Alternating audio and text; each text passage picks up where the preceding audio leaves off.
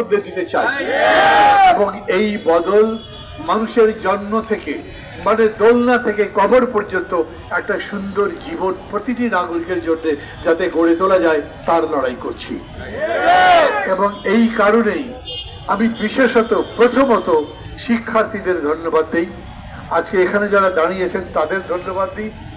রাজনৈতিক দলগুলো আমরা আন্দোলন করছিলাম, অনেক ত্যাগ তিতিক্ষাও ছিল, জেল খেটেছেন, আয়না ঘরে গেছেন, নিহত হয়েছেন, মারা গেছে অনেক, কিন্তু তারপরেও শেষ লড়াইটা তারা করতে পারেনি। শেষ লড়াইয়ের জন্য যৌবন দরকার, শেষ লড়াইয়ের জন্য তারুণ্য দরকার, শেষ লড়াইয়ের জন্য স্পর্ধা দরকার। আমাদের মতো যাদের বয়স 70 পার হয়ে গেছে তারা রাস্তায় 100 গজ চলবার পরে ভালো করে দৌড়াতেই পারবো না। পুলিশ যদি তাড়া দেয় তাহলে আমাদের নেতা কর্মী সবাই মিলে নেতাকে বাঁচাবে কেমনে সেই চেষ্টা করে।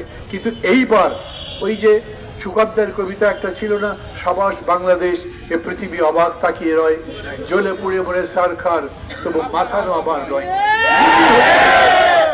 গুলি হচ্ছে কিন্তু কেউ পেছনে যাচ্ছে না, এরকম একটা কথা দেশের মধ্যে প্রচলিত আছে। শেখ হাসিনা বিদায় নেবার মুহূর্তেও তার জেদ ছাড়েননি। উনি সামরিক বাহিনী প্রধানকে, বিমান বাহিনী প্রধানকে বলছিলেন চালিয়ে যাও গুলি, 20,000 লোক মেরে ফেলো, আমি ক্ষমতায় থাকতে চাই। ওরা বলেছেন এই কথাটাই গুরুত্বপূর্ণ, বলে মেরে করবো কি, একটা মারলে আর একটা দাঁড়ায়, কতগুলো মারবো, এই মেরে কিছু হবে না। এই যে সাহস তারা দেখিয়েছেন, আমি প্রথমেই মনে করি তাদের যে প্রত্যাশা আছে সেই প্রত্যাশা যে কোনো ভাবেই হোক না কেন একটা অভাব থেকে, অভিযোগ থেকে উঠে এসছে এবং সেই প্রত্যাশার প্রতি আমাদের মূল্য দেওয়া উচিত। শুধু আমি সবাইকে অনুরোধ করি, আমাদের নিজেদের দাবি দেওয়া নিয়ে নিজেদের মধ্যে বিভেদ তৈরি করবেন না।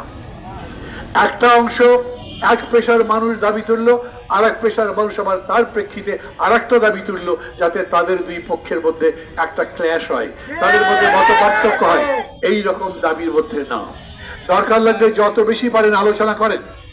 এখন দেশে কি দরকার? স্বৈরাচার যেটা কুৎসিত জঘন্য নৃশংস ছিল, যার বিরুদ্ধে লড়াই, এমনকি 4 আগস্টেও মানুষ মনে করেছে এই সরকার কি ফেলতে পারবেন, সেই সরকার চলে গেছে, যেতে বাধ্য হয়েছে। তার মানে লড়াইয়ের প্রথম পর্যায়ে আমরা পার হয়েছি, তাদের পতন হয়েছে।